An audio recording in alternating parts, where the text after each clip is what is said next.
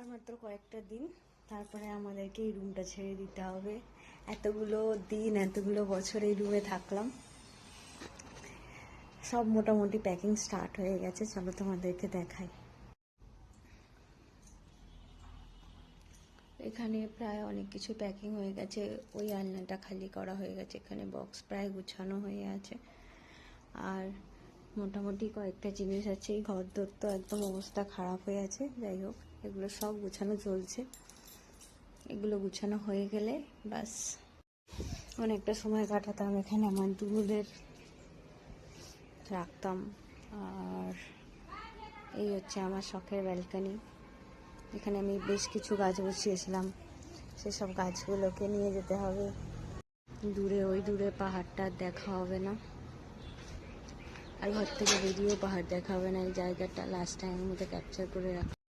মনের মতো করে ঘরটা সাজিয়েছিলাম, তারপর এখন চলে যাওয়ার পালা।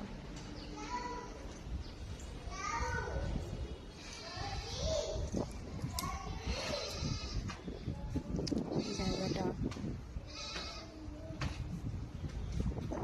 এই ছাদ, নিচে বেটুও কথা বলছে, চিৎকার করছে, নতুন নতুন কথা বলতে শিখেছে। জানি না ওর সাথে এতটা আমরা জড়িয়ে পড়েছি, ওকে ছেড়ে কিভাবে থাকবো। এটা আমাদের এটা হার্ডেস্ট ডিসিশনের মধ্যে একটা। জানি না ভিডিওটা পোস্ট করব কিনা, ব্লগটা পোস্ট হবে কিনা, তবুও শেষবারের মতো কিছু এই ঘরের স্মৃতি নিয়ে রাখলাম।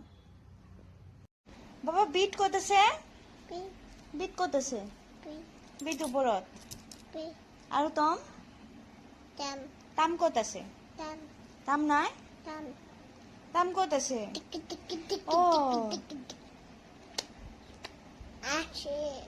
আজকে আৰু ইয়াম্মি কেনেকে কয়?